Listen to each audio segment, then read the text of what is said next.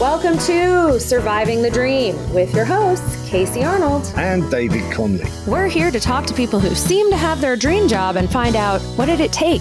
Is it what they imagined? Is it worth it? How do they do it? Join us as we uncover the secrets of surviving the dream. Hello, Dave. How are you? I'm very good, Casey. Very good. Hanging in there still? Yeah, you know, by a thread, I am hanging in there. I'm intrigued about our guest today that is a friend of yours. So I think he's probably living a better dream than I am right now. I think he is. I'll tell you, he is a man who wears many hats. He is like a true Renaissance man. He's a 2-time Emmy winner. And a big wardrobe if he's got that many hats. He's funny. He's a comedian. He's a puppeteer. He's a master baker. Yes, I said that properly enunciated, not trying to make a bad pun. He and I have worked together and traveled together, and we still talk to each other, so that's a good sign. Please welcome Tom Caltabiano. Am I holding for applause? Yes, just give it 5 minutes. Yeah, we put that on in post, Tom. Okay, it's probably something in my headset because I didn't hear any applause, even a hint of applause. Just wanted you to feel like you were back on stage again. What? Hey, do you think how many insults can I expect within the first 5 minutes? That's it. It's out of my system now. I wasn't planning on any. Is this what your set was always like, Tom? That you'd get on there waiting for applause and then just walk off and go, yes. Maybe at the warm up. Also, sorry, I'll let you tell your own story. Oh, you did warm. Oh, let's start there. You did warm up. Well, I would go into, so let me just go. So Casey said it briefly. We worked together on a Lego animated series called Lego Friends, where Casey, I think, had some writers with children's writing experience, and I only wrote on adults. So she's like, somebody was not able to join her team. So she said, like, kind of last minute, can you come to Denmark to Lego headquarters and help write? But I was not approved because I didn't have any experience writing. But we had a very good experience together writing for 2 years. Casey, 3 years? 3.5 years. Also, did you know that I had to vouch for you when I wanted you? They were like, I don't know. He hasn't had any kid experience. I was like, do you know what he does have? 9 years on a hit sitcom and 2 Emmys. I think he can. Yeah. Have we said what that sitcom is yet? Shouldn't we say it? What was the sitcom that you were writing on? So it was Everybody Loves Raymond. Which I've heard of that one. Yes. Yeah, well, it's funny because I have found it very not polarizing quite as much as politics nowadays, but there are just diehard fans and then people who are like, oh my God, Seinfeld is so much better than that boring, dull family sitcom. And then the fans of Raymond are like, I never got into Seinfeld. So, and for me as a fan of Seinfeld, the show, so I'm very cautious when I don't assume anybody has seen the show. Can I tell you something? When I moved to New York in 2004, I was so excited to have a TV that had 13 channels because I come from England. And everyone thought I was crazy there because you're supposed to have about 155 channels. And every night at 11 o'clock, I was watching Everyone Loves Raymond. And I was telling everyone back home in England, there's a show, because they were all going, what's on TV over there? I went, Everyone Loves Raymond. Yeah. And I think it went to England probably after you'd filmed the last episode, because then people were writing back to me in about 2007 going, yeah, I've just started. It's great. Yeah. So it plays every morning in the UK now. Wow. It's on 2 back-to-back. I forget it's so hard to keep track of your channels. It's 2 or 4. I forget. When I grew up, we started with 3 channels when I was growing up. It was and then it went to 4. I remember when it went to 4, and that was just like, oh my word. And then it went to 5 channels. I mean, we had to all just like slow down a little bit after that. I mean, It used to just like show like a picture of the Queen on one of them all day long, you know. So that was it. You know. So sorry. Go ahead, Casey. I was just gonna say. So you had like the dream version of writing on a sitcom, like all the stories you've told me, like, you know, successful, funny show, but also the writer's room sounds like the ideal experience anyone is looking for.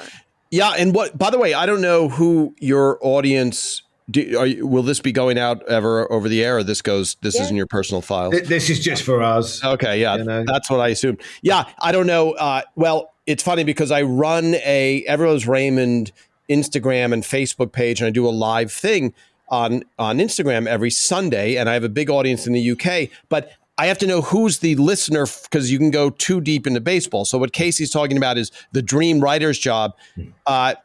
Phil Rosenthal was the head writer. And as a sitcom writer, it can run the gamut depending on your boss. So if your boss is like, yeah, we don't really like women talking so much. So, and then there's some chairs a little bit away from the table. If you sit there and raise your hand, maybe we'll acknowledge you. Or a staff writer, forget the sex, just you're a staff writer. So you won't be talking at all in the room. These are all real stories. And so for Raymond, Phil Rosenthal was very democratic. So right away, one of our staff writers was Tucker Cawley, who had no experience, who ended up being the only writer to win an Emmy for a specific episode.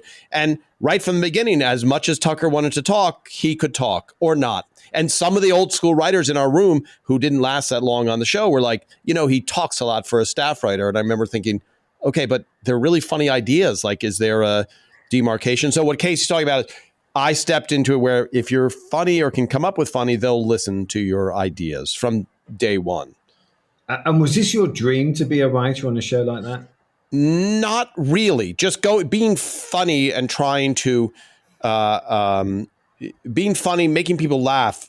I know it sounds so broad scope, but eventually stand up became like, are you going to do, I'm thinking about going into accounting. Why not stand up? It's a lot more stable. There's a lot more stand ups in the world than accountants. You should do that. So when I was in college, stand up was so much more abstract and not really, but I loved the first time I saw Seinfeld. I remember thinking, wow, those guys are talking like my friends. They're as funny as all of my friends versus hokey sitcom land where you're like, nobody talks like that, and I don't enjoy these people, and I'm not saying, Mary Tyler Moore show was awesome and All in the Family, but for the most part, I think we've kind of gone back to very silly sitcom, I don't know who talks like that days. So it wasn't my dream, like I'm going to write for a sitcom. It was to do stand-up and be funny, and then I happened to meet Ray Romano and started opening for him and working with him a lot, because we had complementary styles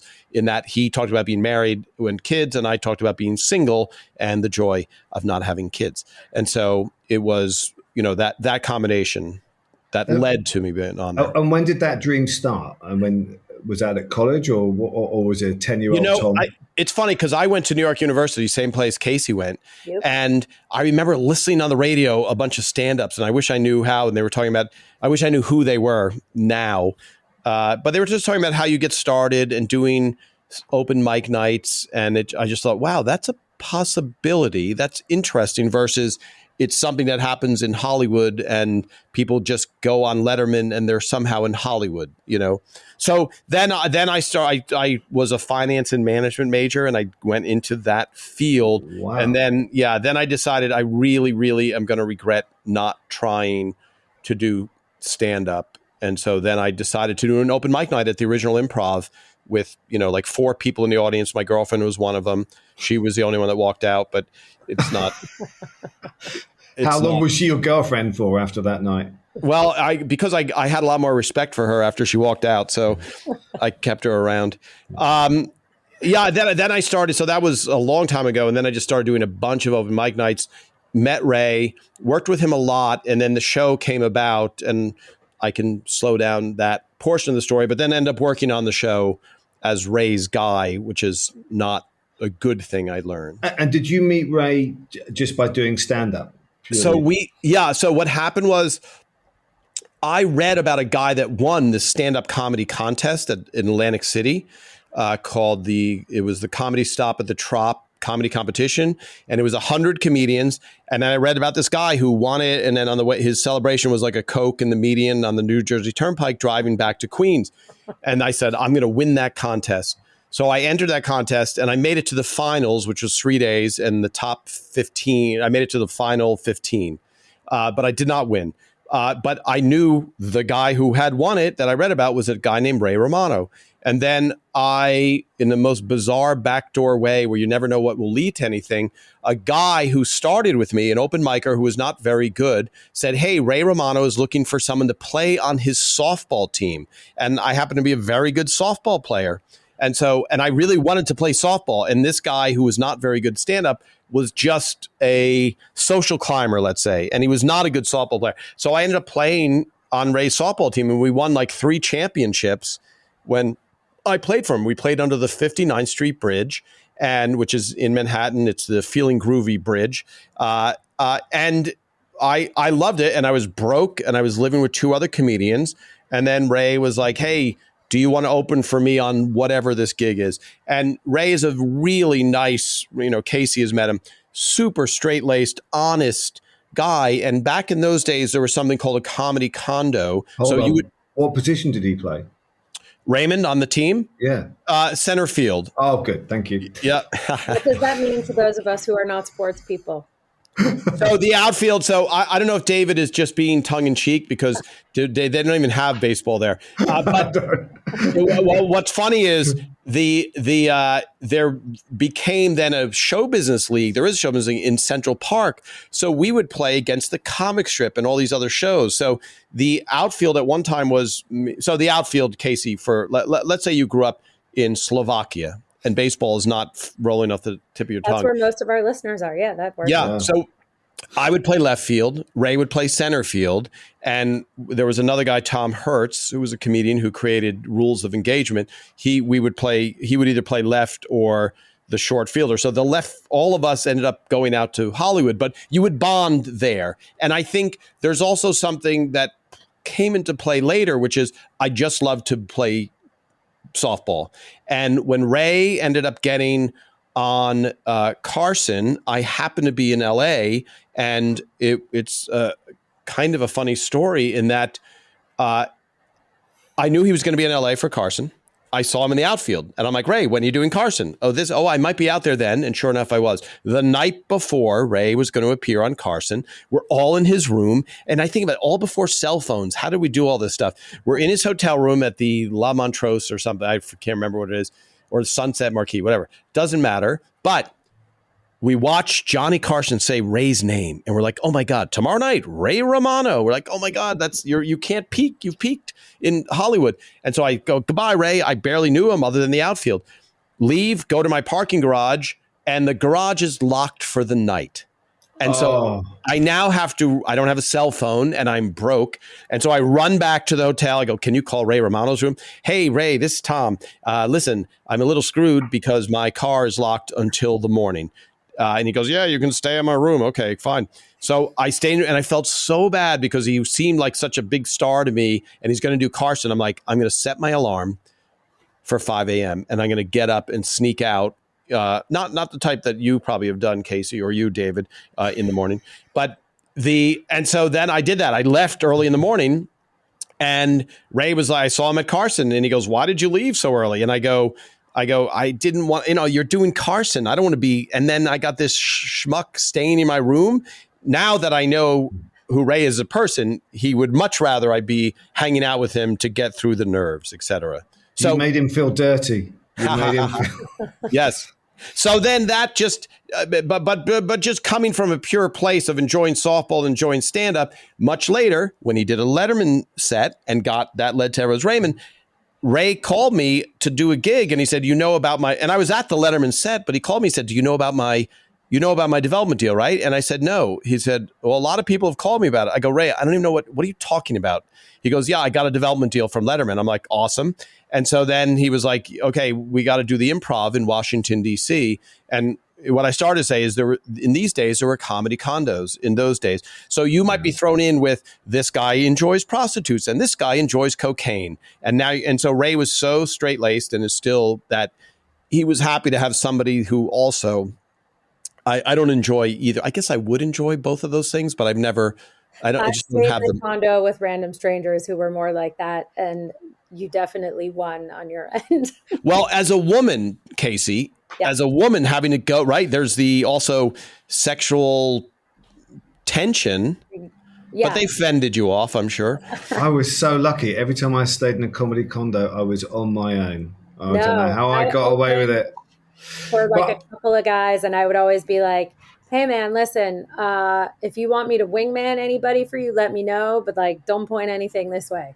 I've got to add though, I absolutely love the softball story because I mean I have a TV show on AMC Plus called Cooper's Bar, and we all met by going to a boot camp.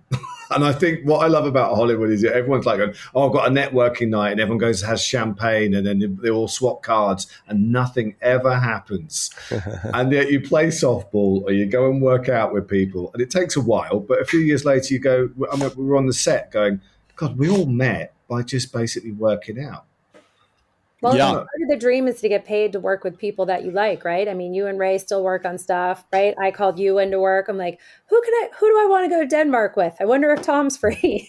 Yes. No, well, you also, once you have a sense of history with somebody too, it makes it good. And I think just getting back to that story, like with Ray going, "Do you know I have a development deal?" I'm like, "No, I don't." And then after that trip, he said, he didn't say, "Why don't you help me write this pilot or help me work on the show or whatever?" He just said, "Can you type?" And that was a qualification. yeah, I said, "I can type." And I think I was the only one with a Macintosh computer. So, Phil Rosenthal wrote this great pilot, and then Ray wanted to put it more in his own words, which he ended up doing every single episode. We called it Rayified. So that was like the beginning. Like, can you type? Yes. Come to where I lived with two other comedians for $385 a month, where I could barely pay rent. We worked on the pot. We put it in Ray's words. Then Ray's like, "My wife's getting mad at me, so you got to come to my house." So I ended up staying in Ray's basement, where his Sicilian aunt was just moving out of, and finished working on the pilot, putting in Ray's words. And then we were so naive, we rewrote it, did all the stuff, and then printed it out. And we met with who ended up being the executive producer, Stu Smiley, before we were meeting with Phil Rosenthal. And we go, "Hey, here's this, we made this, more in Ray's language." He goes, what is this? "Oh, we put Ray's words." And he goes, "You can't do that." And we were like, "Well, but we just did it. It's better. It's more Ray's words." He goes, "Nope. It's too politically, you have to write your suggestions." Excuse me. Write your suggestions in the margins. You can't just write a draft of somebody's original pilot in your own word. It's just completely taboo. It's everything wrong. It'll cause an explosion of terrible. And so we had to go back and just write suggestions in the margins. That's a rough way to learn the hierarchy. So you like learned on the job, but like were thrown into the deep end, like you hadn't even been to the pool yet. Well, what's interesting is you want, when you have a mentor, like if somebody had been through the ropes, they would have put in their arms around me and Ray and gone, "Okay, guys, here's what you want to do. Here's what you're going to do." And we're like, "But isn't it the same end?" Yes, but the steps going there, it's just like, Casey, with the notes. It's like before you hit someone with a boatload of notes, say, "I really like it. I love the overall thing," before you go, "Okay, wow. All right. So let's clear our calendar and let's get into this." Yeah. How did that play out? Did you work that out, or was there any repercussions? Or so it's a little bit of it. Yes, we completely did exactly what he said, what Stu Smiley said. I still have that original printed copy somewhere. We wrote our suggestions in the margins. Ray would. So I would say this also to frame it. You don't know where people are coming from too, and that sense of history that we talked about. Like, I know when Casey's making a suggestion to me, it's not because she's like, "I will destroy Tom and all that he stands for with this suggestion." It's like, "I think this is funnier, and hopefully it'll work, and then we all get to work together." Or maybe she did want to destroy you, and you were being nice. I don't know. It's a difficult one with Casey. Yes, it sounds like me, guys. I'm terrible. Yeah. So, which reminded me, Casey, I do have to talk to you about a potential writing thing, which I may have mentioned to you, but not to tease the audience. It's Casey's getting a job offer on the podcast. Unbelievable. Wow. Heard it here first. Well, it's an exclusive, people. Yeah. But almost nothing in Hollywood sells. So it's everybody I know of any level of success has still trouble selling anything. Always, ever. It's true. And you know what? I found out recently the last thing I developed, the kid show I developed, we were in the green light pile. And then they decided to stop making kids television. Oh, so then they put the word shit in front of your pile. Yeah. It's an easy transition. So wait, so you were talking about how if you had had a mentor, you would have known those Yeah, things. Did they, you wind up getting one, or you only learned on the job and that's why you're so good? Because you are really good at like explaining the inner workings of things to other people and to new people. Like, is that why? I think yes, I learned. You have to know when you're walking into a room, to me, what is the play here on every level? In other words, whose friend is who? Who's going to get fired if you speak up? If it's not them, then it's you because you're the troublemaker. So these two best friends who are working on the show together, and you come in and go, I figured out the problem is that other guy. And they go, that's great. That's today's your last day, Tom. But so knowing that play, and also knowing, eventually when I was in the writer's room, I knew never say this joke doesn't work without having 2 or 3 alternate jokes that could work, because then they're just going to resent you. Like, oh, okay, my genius comedic friend, you better have something better or shut up, So it ultimately it did work. We did the margin thing. It took a while in defense of, Phil Rosenthal experienced a lot more than we have. He's experienced incredibly good working teams. He's experienced like, oh, my friend David, I like his British accent, so I'm going to make him the head of all of this. Oh, he has no experience. I know, but I really like his British accent, so he's going to be the head of all this. I know, but we've looked at it, and he's incredibly incompetent. Yes, okay, but I'm in charge. You're now fired, and David's the head, and now it's going to go in the tank completely. I like this scenario. That works for me. Yeah, you're working well. Jobs out of this podcast, Dave. Yeah. So I don't know what this job is that you're getting hard for, but suddenly I'm the head of the company. You're the head of everything. But he does know I'm useless. He's already said that as well. Yes, so we're all good. Yeah. Well, no, and I think Phil's been in that position where it's like you don't have the power, and somebody's putting someone who's not good. So at the beginning, Phil was cautious about me and Ray, and then ultimately it all worked out. But it was a little bit tricky at first because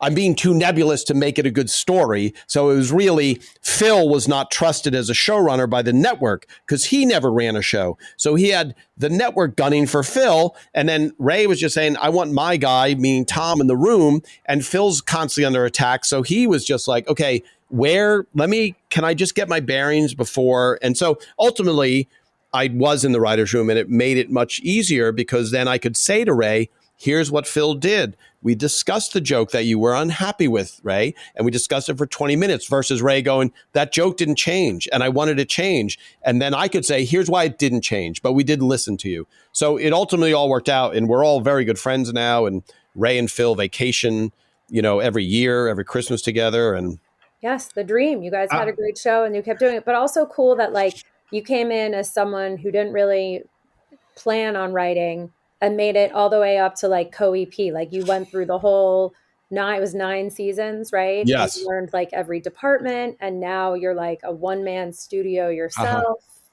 Well, I think there's a method of making a show really well. So Everest Raymond had a great reputation of being a very efficient show. We would go home at reasonable hours. We never stayed Friends, which is you pray for the success of Friends, but they would work sometimes till 3 and 4 in the morning, and they would be taping sometimes till 1 in the morning and have 2 sets of audiences. Everest Raymond we would film in 3 hours. We would go home at normal hours.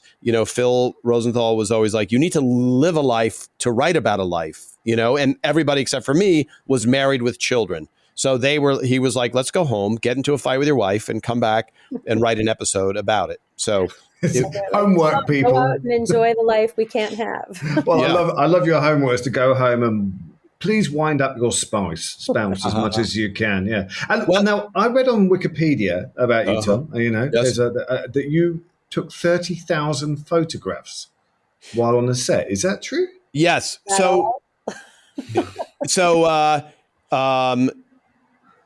I always took photographs of everything ever since I drove when I was 16. I just got my driver's license, and 2 days later, I drove to California and back, and with my 24-year-old cousin. And so I took pictures of that trip, and I always liked taking pictures. And I remember talking to a psychiatrist who said, you take pictures of what you have to have a desire to take pictures. But in your life, if you stop taking pictures of stuff, it might be because that relationship went sour. You're not excited about it. You usually want to capture the things that you're excited about. And so I always took pictures. So I have tons and tons of pictures of Ray. And at the beginning of Raymond, I'd have pictures of us on the road in Poughkeepsie and all the, no one could care less. So if Ever's Raymond didn't happen and I said, Casey, do you like to see pictures of Ray in Poughkeepsie? And Casey, I so would love to, Tom, but I just don't have the time now, as you know. And it's the same with Phil Rosenthal, by the way. Phil Rosenthal has a show on Netflix called Somebody Feed Phil. And he's now on a tour where he sold out the Beacon Theater, and he's doing this crazy 3,000 seats, Australia, the United Kingdom, all of this stuff. And so I sat very close to Phil for 9 years, and I have a lot of pictures of Phil eating, which nobody could care less about until all of a sudden they're like, wait, you have pictures of Phil eating? I do. But you have to look at these Ray Romano Poughkeepsie photos to get to them. You have right. Tom always has his camera with him everywhere for everything. And it's like the most phenomenal array of photos. Yeah. Like, not just famous people. Also, Tom, I joke with him that he is like 6 degrees away from like any person in the world. Say, yeah. He's just taken a picture of us. Oh, I read a book about so-and-so. They sound so interesting. And then the next day he'll be like, oh my God, I was at lunch at this place and I heard this person talking and it was them. And now we're going to lunch tomorrow. And then we had dinner and I took photos and I'm sending to them. We're best friends. If I had a dollar for every time I heard a story like that from Tom, I would be able to have a swimming pool and a jacuzzi in it. Well, I think, sorry. Should I keep talking a little longer? He's choking there. He's been taking photographs, listeners, No, and choking. You're a yeah, no. Sorry. I'm not used to hearing a compliment from Casey, so I was getting a little choked up. Yes, well, I think what that is, Casey, what you're alluding to is I do run in weird circles of people very famous and not very famous, and I could really care less. I'm not being humble, but I could care less about famous people. But because I'm friends now with people who became famous, I'm all of a sudden thrown into this real weird, So flying, I have flown a lot of private jet, and I've flown a lot of coach middle seat to Tokyo from Los Angeles. So and when people ask just to get this out of the way, not that people care, but a lot of people are like, are you crazy, filthy rich? And I'm like, nope. So honestly, Ray and Phil became crazy, filthy rich, and the writers did extremely well, but it was for 9 years of income. You know what I mean? So unfortunately, the worst thing you can do is be a person of modest means who's friends with a rich person because they have lost touch with all reality. And so they're like, okay, we'll do this. Okay, I can't even afford the valet at the place that you want us to eat. But they've lost touch, even as nice and normal as Ray and Phil and other wealthy people I know. They don't, you lose touch eventually. So it's a weird. And Casey, here, I will tell this story, funny story. I'm writing with Casey. We're at her apartment, writing Lego, writing. I get a call from Phil. And Phil's like, hey, do you want to go to dinner? I said, okay, it's right around the corner. Casey, I don't know if I'm going to come back to write, but I'm just going to go take off and have dinner. And we have this dinner. It's with another writer who's not a friend of mine. I mean, I'm friendly with him, but he's not in our group of Raymond writers. We have the meal, and it's crazy meal. It's incredible meal. It's like $500 for 3 of us. And then I've been invited. I'm working with Casey. She's my boss. So technically I know how little she wants to pay me. And all of a sudden the bill comes and the writer goes, let's split it, Phil. And I go in my head, let's not split it. I'm happy to be generous, but I was sitting at Casey's and we would have eaten something for $4. And then I would not have blown my entire week's grocery thing on this one meal, which I was invited to. And so living in that, crossing those paths, it's like, and Casey, sorry, I'm speaking more towards you here. You've been in this along with me on a couple of those type of extravagant things where you go, oh no, I can't say, and I'm a very generous person, but don't become friends with a rich person unless they're like, hey, I'm about to drop $2,400 on the wine. Do you not want to split this? Yes, I would like to not split that. Wow. Yeah, well, it's interesting because it's like you get a glimpse of what the next level would be, and like you're a part of it in a lot of ways, but then it's also like, oh my God, I got a $300 parking ticket. Just Whereas they're like, it's okay, just have one of your people pay for it. It's only $300, like you don't feel it as much. I think we should hone in on that a little bit because that's something that I think we've all three of us have probably had to experience. I mean, I went to a very plush wedding with a major celebrity last year, and I was thinking, I drove all the way there, and I'm thinking, I know how many private jets were there. But we are in that world. How do you survive that world? Because we're doing what we want to do, but we're not on that level.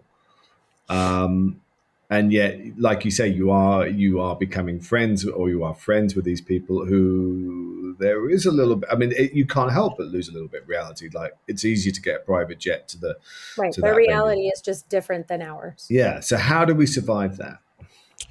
By the way, there's a way to do it with. So just to be clear, I'm not like this cheap person who's like, $6 for a Starbucks. I can make it at home for 12 cents. Yeah, no, but I think what we're talking about is we'll go. Yeah. No, I'm always the guy at the coffee shop who is getting the team. I'll get the coffees. But I'm not the guy who's saying, "Hey, I'm going to New York. Do you want to come on my jet this weekend?"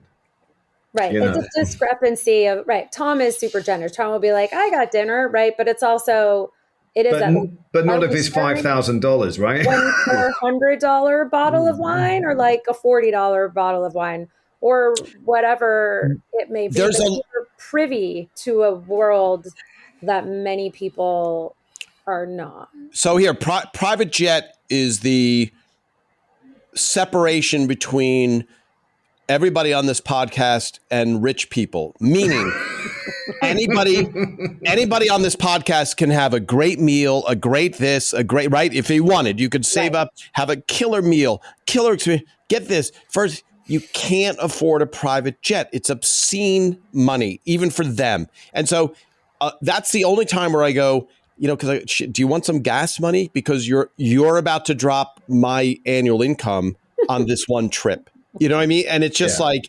it's so it's funny because I don't usually, money is very boring. We even did an episode of Everett's Raymond called The Checkbook, based on a real life story. I wrote it, and it was based on Ray in real life. So Ray was very poor, and this is all public. He worked in a bank with his wife, and he had a checkbook. In the old days, you had a passbook savings, and it would say deposit $300, and it would look in this book, and you physically printed out book. You have $1,200 for this. And so Ray, unknown to his wife, enjoyed gambling, lost all of their money, and made a fake passbook savings. So now, because he worked in the bank, and so now his wife goes, okay, and I have this much, and the bank says, no, you don't. She's like, no, I do, because I have the book here, and it shows exactly what I have. Oh, what a great book you have of fiction, because your husband has fabricated a fake book. And so we took that episode and made it into Raymond Takes Over the Checkbook. And he does that. He makes a fake, he instantly screws up. We know that's going to happen. And instantly the lights go out, and we know, okay, now it's Ray trying to recover. While we were writing that, there's a line in there that says, ugh, finances are so boring. It's in the script. And every time Phil would read the whole script out loud, he would come that line, and I go, oh, that's right. He's saying a line. He's not saying, it's not Phil saying how boring finances are, but they are boring, and it's boring. And I think when you're talking what we have talked about, and I will tell you a funny story with Seinfeld, Ray is backstage with Seinfeld doing this benefit, and Ray goes, it's just me, Ray, and Seinfeld. And Ray goes, Jerry, can I ask you a private question, personal question? And they're not great friends, by any means, but they're mutually, at the top of the pyramid of sitcoms. And Jerry goes, yeah, what are you going to ask me about my wife or something, Ray? And Ray goes, no, when you fly private, how much do you spend to whatever? And he goes, I don't know, Ray. I don't even like to talk. I don't like to think. I don't even like to see it, you know? And he goes, well, I spend, this much to go to New York. And Jerry throws up his arms. He goes, Ray, what are you flying? Like, just fly this jet. And I'm like, so we're hearing these two guys who all they care about is doing stand-up, and they screwed up and made giant hit shows, and giant hit shows sell a lot of products because you get to advertise on them versus a giant successful playwright who's like, where's the soup plantation, or where can I get soup? And so they are now having this crazy discussion about private jets, and it was like that world, you're into that incredible world, and look, I hope everyone on this podcast slips into it, and we go, remember, it'd be a good experiment. I'm game. I'm open to the experiment. Remember when we talked about not having money? How terrible was that? Those good old days. So, Tom, if your original dream was to make people laugh, yes, been through all these transitions, like how would you say it went? How would you say it's going? Oh, I think I'd say, how long are you going to fail before you let it go? Why do you keep taking him to, you're one of the few people who actually makes me laugh out loud. Oh, that's it? That's it? Yeah. That was it. That's how, yeah. That's it. No, that's it. That's it. Yeah, and then didn't laugh. When Tom and I make each other laugh, we both will go, funny. Yeah. Not even a laugh. It's funny because I've actually had a couple of ex-girlfriends, both recently, text, no one you've met, Casey, nor will you ever be in the same room with them. But both of them wrote, I forgot that you were funny. And I'm like, oh, that's interesting. Oh, yeah. Out of everything to forget. Yes. Well, I do know, this is why I think I like the UK, people from the UK. I don't want to offend anybody on here, Casey, because you're not from the UK. But I once heard, I forget where I was, that they were saying, a guy from the UK would much rather be called bad in bed than having no sense of humor. Oh, God, yes. Yeah.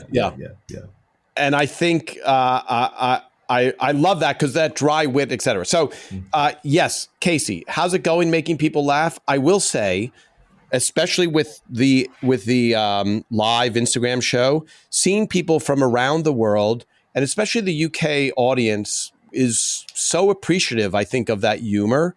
And so it feels really good, and when I would warm up the crowd. So what would happen on Ever's Raymond is there are 200 people in a live audience. It's a multi-cam sitcom. So it's 4 cameras, 200 people in bleachers. And we had a warm-up guy who's the best in the country named Mark Sweet, but he would have to go to the bathroom every once in a while. And so I would very much enjoy ad-libbing. Ray was like, why don't you go up and talk to the audience a little bit? So I would just talk to the audience, and I would talk for an hour if I could, and Mark could stand there and like relax for a little bit, because sometimes, he would have to go 4 hours on our show if we were going long. Yeah.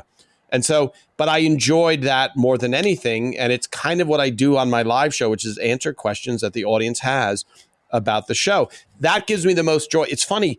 I will say this. I was asked to speak. I think, Casey, we might have been writing at this time, a nuclear arms specialist thing at the Norman Lear Center. They wanted to learn about storytelling. So they needed a drama writer and a comedy writer.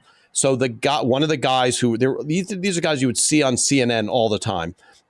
They're like, what makes you tick? What did you? And I said, I'd like to make a room full of people laugh. And if you want an easy target, a bunch of really inside nuclear physics people who are extremely serious but intelligent. And then sitting next to you is a woman who writes drama, who's very much, she said, did you have a tissue box in your room? And I'm like, in the writing, no, why? She goes, well, we would cry all the time. We'd do these stories. And I'm like, I don't think maybe if our lunch was late, there would be some tears, but no, there was no, and she was so serious. And and it's, what's interesting is in comedy, David, when you have that table read, there's either laughs or no laughs. It's binary. It's not like, let's talk about that. And in drama, it's like, I don't know, I felt moved. Were you? Because I wasn't pulled in. In comedy, it's like, okay, joke didn't work. Joke. It's real. Yeah. I something drama. I mean, I've done both, and I like the drama in a way because you let off the hook. Whereas I think I do prefer comedy for more own because it's precise and you know if it works. I have a question. If there was like we were going to say, here's a look, Tom, it's the same amount of money. Do you want to be the warm up guy, Yes. or do you Oh, want to be the sorry. or do you want to be the writer in the writers' room, or do you want to be the warm up guy with the audience? By the way, it depends on the room because I've worked in really good rooms like Raymond, and I've worked in really bad rooms where they're the worst thing is to work with other people who don't know comedy, and or they're fighting, or so I've seen really train wrecks where you go, guys, this is not, we're not, it's just banging your head against the wall. So on Raymond, it was just pure joy, But if I was saying to you like, hey Tom, we've got to Are make you a offering him decision. a job? Are you going? No, yeah, I'm not offering you a job because I don't have one to give. But you can go out in front of the studio audience tonight and warm up. But we can't have you in the writers' room, or you can do the writers' room only. Which would you do? Equal pay, Equal pay, same check, same check, same judgment same. of talent. You know what I mean? Like where they go, oh, Yeah, I would the warm up is just because you're talking yeah. all the time. The thinking is different. And I don't know if Casey mentioned, but I guest hosted the Late Late Show after Letterman, and it was pure joy. And one of the things that I would do in between guests is I would run into the audience and just talk to the audience. Right. And when I did the live segment, I did a Q&A in the audience, which is a risky thing to do. And it went really well. But I love talking and listening to people. And it's even, I'm resisting asking you guys questions. I know everything about Casey, so that's boring. But for you, David, yeah, I love learning about people, and that lends itself to being funny because you're listening, you're genuinely interested in listening, But And you, it's true, like a would dinner you? party at Tom's is like being on a talk show. So are you going to not answer the question? You can't. He's decide. getting around No, it. Isn't he? I said warm up. I already said Oh, it. warm up. Okay. Oh, okay, Yeah. okay. Right. So does that lend itself to? So now you're doing a kids show, right? Like you and I have flip flopped. I went from writing for kids to trying to write for grown-ups. You had the dream experience, and now you're writing for kids, but you are producing it yourself. Yes, producing, writing it, and doing everything. So that I should just say, just to add it, I've always been into puppets even as a kid, and I always liked entertaining my friends' kids with a puppet that I had. And then a friend of mine who worked at Google said, I think this can be bigger than just you entertaining your friends' kids. And then a friend of mine who had a 6-year-old said, can you do something called the sight words? Make videos of the sight words to help me teach my child sight words, which I didn't, because I'm older, I did not know what a sight word was. I just learned them as of, and they're high frequency words that you have to know on sight. So that steamrolled into me now doing a PBS series talk show with my puppet. And so I've always loved that. It's still interactive and entertaining, etc. So, I think, and also with 5-year-olds, I don't like to brag, but I kill with 5-year-olds now. I do That's your Zooms. audience. Yeah. Well, I do live Zooms around the country into classrooms with 5 and 6-year-olds. And now I've done thousands of those shows. And so I know that interaction is really priceless. But I do think sitting in the writer's room can be brutal because, writer has a certain mentality. You're sitting there, you're on the page, and even on a quote unquote hit show like Raymond, you don't know that really people are watching. You know what I mean? You're like, oh, does this even work? Not even being humble. You're just like, Right. You're not getting feedback like you do on a live show where you're like, okay, that joke killed. You're just, the hours are a lot longer, right? Warm up, you're like, great, 1 hour, people laughed or they didn't laugh. Bye. Yeah. Live my life. 4 hours. Yeah. Yeah, but I'm impressed with that for 4 hours of that. That's incredible. Well, on Friends, it would be 6 hours, 7 hours. Yeah. That is a marathon stand-up. That's incredible. Yeah. How do you do that? Do you have to, with that warm up, have lots of material in his back pocket, or is he just riffing? How's he doing it? Yeah, he has. So Mark Sweet has incredible amounts of bits, Right. and he would, and also it's not the same as the stand-up pressure where you're like, oh man, a little lull in your show for about 2 minutes there. I didn't think you were going to make this. I'm going to talk to this person. He does hypnotism. He does this. You know what I mean? Yes, hour 5, people are just like, I'm dying. Like I have to, I can't sit for 5 hours. But for the most part, they don't know what's going on. So for me personally, I would just talk about everybody on the floor because I'd be like, that guy does this guy does this. What is your question for this? Okay, that and what the reason it's important there. And people are just listening. And then I would get laughs, hopefully, asking personal questions. So it's one of the hardest things, someone to warm up people for 5 hours. Wow, I'm impressed. Yeah. Is brutal. Well, we are running out of time. I can't believe it because we're having so much fun. Yeah, I mean, I know. I'd like to go do the 3-hour podcast, but I think we've got to get to the questions, which we ask everybody. I'm intrigued to see what you come up with. Casey, you want to go first? Yeah. So if you could have another job, even though you've already had like 7, is there another job that you haven't tried yet that you would want to do? Or I guess if it was something other than making people laugh, is there anything else you'd want to do? Yeah. Well, I will say this. One of the things, because I do photography, a lot of photography. There's certain things, and I think this is such a good thing, is whatever you spark to is what people become really good at. The worst thing is when you go into a store or something, you're like, this person hates their job and they're helping me and it's a self-fulfilling prophecy where it's like, oh, why aren't you rising in the company? Because you have a sourpuss face on every time someone walks by you. I don't know. Because I also, we talked about baking. David, are you gluten-free, David? I'm not gluten-free. No, I'll eat bread. Yeah. Okay, so I'll just talk to you for now on for a minute. No. So I started making bread in 2001, and I make it every day since 2007. So wow. I make a lot of bread, and I love baking. It's just so zen. It's very rewarding. I feel bad because when your friend is gluten-free, it's like, okay. I sent Casey actually one of the few funny memes the other day. You don't feel that bad because a lot of the time when you bake, you waft the warm, delicious, fresh out of the oven bread, and you're like, "Oh no, I'm so sorry." And just to know, even though Casey's painting me as a really callous, terrible human being, I have tried to make gluten-free, and I have an entire bin at my house of ingredients for gluten-free bread, just so Casey will not complain on a podcast, which she promised me she wouldn't. Wow. We baked during the pandemic, and we came up with some amazing gluten-free bread. Wow. So you would bake, you would take photos, like you're already doing. I'm doing a lot. A bunch of things that you love. If you have passion for something, I always feel bad when someone's like, they didn't get this chance and they killed themselves because that's all they could do. And this is a kind of dark story, but not really.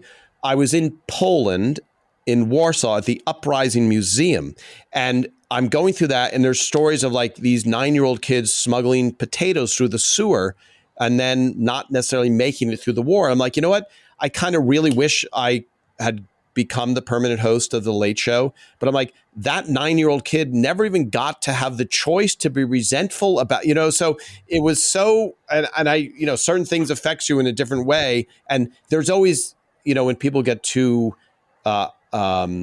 zen-like, it's like, it shouldn't bother you. It's like, yeah, that person cut me off in the supermarket, so I'm still bothered, even though I know that we have finite time on this earth. But still, I'm always thinking about this 9-year-old kid. I'm like, didn't have a chance to be angry at Hollywood for not fulfilling his dreams. Right. That's just living. Yeah. Survive. That really is surviving, and it's not a dream. It's survival, isn't it? It's surviving, but you have to be grateful. It really is true. So we have the luxury of dreaming. Very good at the being grateful part of it, especially with having the successful friends, right? Like you just be happy for your friends.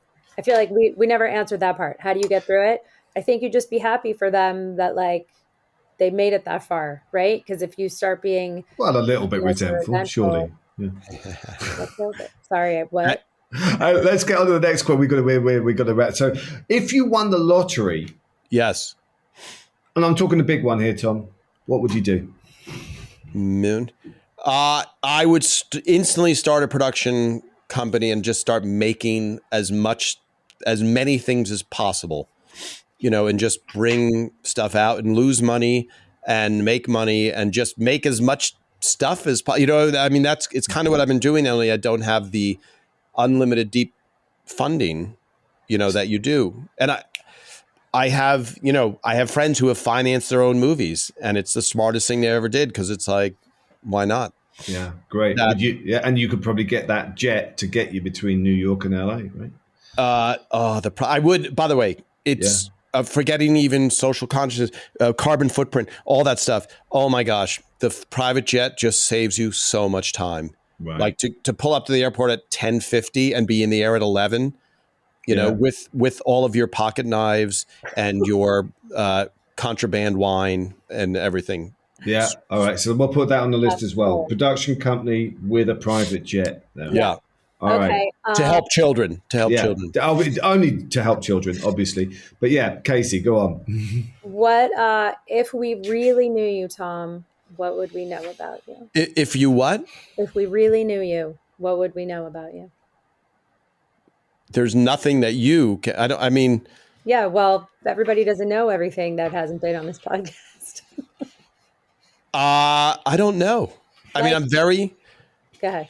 I am very sincere, and I. By the way, I will say this, David. I had a friend call me, and she wanted to tell me that she sold a game show, and she's like, "Tom, you're the only friend I have who I knew wouldn't be resentful that I Wow. sold a show." And I go, "Really?" And they're like, and I'm like, I don't have a jealous. I don't. It's weird. It's very weird. I don't get jealous. I don't get. I'm just here. Every wealthy friend I have who's become wealthy, my life has become better. I would like Casey and David to become crazy, famous, and rich. I'd love that. Yes, Yeah, yeah. I never got that, and I don't know because I know people who are very honest. They're like, I'm so resentful, and I can't get rid of it, and I don't know why. And I'm like, it's tough. I feel bad because then every success you see is a dagger in your heart somehow, and It's difficult, isn't it? I mean, I remember the one time I had a tiny little bit of success going back to comedy competitions. I was in Las Vegas at the World Series of Comedy, and that night I won it. And I went backstage thinking, "I've won!" And it was awful. It was just like I remember my wife saying, "That we've got to get out of here. We've got to get you out of here so you're safe." All right, one more question. Replacement question. You want a replacement question, Tom? sorry, no, David. I was going to say congratulations on winning that comedy contest. Long time ago, and I didn't win the whole competition. Don't worry, it was just one night of that week. I got into the, There's still progressed. time. I'm like, Nice. I've never won anything. I've always just got close, but no cigar. Right. But you're in that. I'm not even cheerleading for you. I'm just saying you're in the next level. Yeah, well, Yeah. I mean, A level is next up from the people who are just behind me, but not the top. Nowhere near where you or your friends are. Now you're bringing the room down. Oh, I'm David. sorry. Yeah, I'd love to be. So Casey, go on. Well, another Your question. replacement question. What's your favorite snack? Snack. Mm-hmm. By the way, I feel bad, but I've gotten really into British biscuits, which they call cookies over here. Oh, come on! Which one? Which biscuit are you into? So I'm looking because I usually have one within arm's reach. So I'm going back and forth. So the Jammy Dodger Oh is yeah, I love a Jammy Dodger. the Jammy Dodger, which I never heard about until like 3 years ago. And I was like, oh my gosh, this is unbelievably good. Full of gluten, full of everything that's good, Casey. Mm-hmm. The Jammy Dodger, but then someone told me about a wagon wheel with jelly because I only got the marshmallow one. I've never tasted it. I went to a place in New York City. There's a place out here, cannot find them. But what would you recommend for? I think a hobnob. I would go with a chocolate hobnob. A chocolate hobnob? A Okay. dark chocolate hobnob. Try not to finish that packet. Good luck. I don't. Yeah, or a ginger nut. I do like a good ginger nut as well. Okay. So just for the people listening, hobnob is like an oat. Yeah, OT with a bit of, and I know you can have it just OT, or you can have the dark chocolate, or you can have a milk chocolate if you want, if you're that way inclined. Yeah. So it's a crumbly, delicious. So that leans towards healthy to me, even though it's probably. Yeah. I mean, yeah, and it will get all over you. You will have crumbs, and that's good because you can later on you can have some of those crumbs as if you're saving them up. You know, It's hard to deny having eaten one. Yeah, that's what you're covered with evidence. Yeah. Your top tips. Okay, final question. It's going to be a deep one. This. What's your favorite animal and why? Animal? Yeah. I'm Casey knows this. I'm a real cat Lover. Wow. You're in the right room, Tom. Yeah. You're among your people. Our cats are listening to you right now. Ears have just pricked up going, I like this guy. So let me ask you something, David. Yeah. Casey already knows this, though. The dog lovers out there are way, way, way, way, way much more, and than cat lovers apparently. Or I will rephrase it: the dog, when you walk into the house, who's all over you and licking you and sliming you, they are very happy because that dog loves you, and you should be super honored that that dog is licking you from head to toe. And I find that, and because Casey and I have talked about it, I love cats so much and they represent so much comfort. And my friends who have dogs are like, but a cat doesn't even know who you are. And a cat has you might as well have a stuffed animal that shits every once in a while. And it's like, okay, I find I'm in the minority. I feel bad because of the love that people have for dogs. Here, I will give you an example. I'm on a neighborhood text chain and it'll be like 3 texts, 4 texts. I look down, there's like 40, not exaggerating, 44 texts. I'm like, what could that be? Oh, somebody spotted a dog who's loose. And now they must do everything to save this dog. So if there was a little baby walking down the road, they'd be like, I'm sure it's somebody's 2 things. And I was like, oh, this love of a guy went through the woods and climbed fence, all this stuff. And I'm like, wow, I feel bad because I do love, a friendly dog, etc. But the passion that people have for dogs is very admirable. I grew up with dogs and I thought I hated cats because I was told I hated cats. And then I moved to New York City. I was in Petco one time and my wife was saying, oh, that cat. Oh, I said, oh, we can't. And then I find myself walking home with a cat. I think they're brilliant. They're so nuanced. They're very different from dogs. I like that. Yeah. Nuanced is it. Nuanced, and they, yes, absolutely love every aspect about them. They're By intriguing. The way, yeah. So now that we've finished the cat channel talk, didn't see going that way. David, are you in Manhattan now? I am not in Manhattan now. I am in Pasadena, California. I see. Oh, so you at one time you had lived in New York City. I lived in New York City. I did live in New York City. I think that New York's the gateway to America for a lot of people. And I don't know, if you get on the tube in London, you get off on the metro in New York, and you kind of feel like you're in the same city.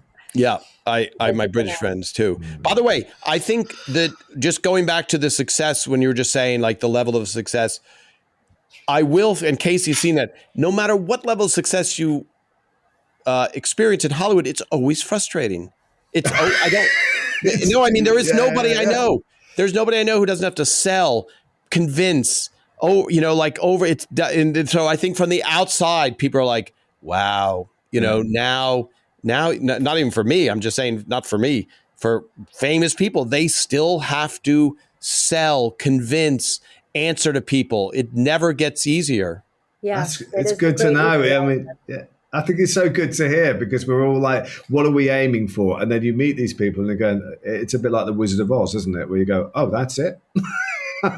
It's 100% that way. And, just because they're my close friends, for Phil and Ray, the amount of time it's taken to get a yes on a show, I'm just like, who are you going to take a risk on now? The amount of people that get a yes is astoundingly low. And I'm like, that's why, honestly, even for this podcast, it's like for you to have to sell somebody to allow you guys to talk to people, it would be a hard road. They'd be like, well, Casey should like gluten and the guy David has a fake British accent. I think you should probably, they won't work together. I don't think, thanks, but no thanks, And so I will say it's rewarding to be able to put stuff out there. And if people listen, great. But if no one's saying just sit there and don't try. Yeah. We all share the love to make people laugh and to be able to just get out there and try and do it. You can't stop us. Well, this has been amazing, Tom. Thank you so much for spending your time with us. And I'm sorry we went a little bit long, but you were too interesting. So that's on you. Yeah, Casey mentioned some pay, but I didn't ask for you for Venmo. That's the end of the podcast, everybody. It's been great. It's been amazing. All right. We'll pay you in some cat time. Thank you so much. This was fun. Thank you, guys. Thank you very much. All right. Thanks, bye. Tom. Quick shout out to Mike Nicholas for being our tech savior and Carmen Sclafani, also known as Wiser Time. Thanks for our music. And thank you all for listening.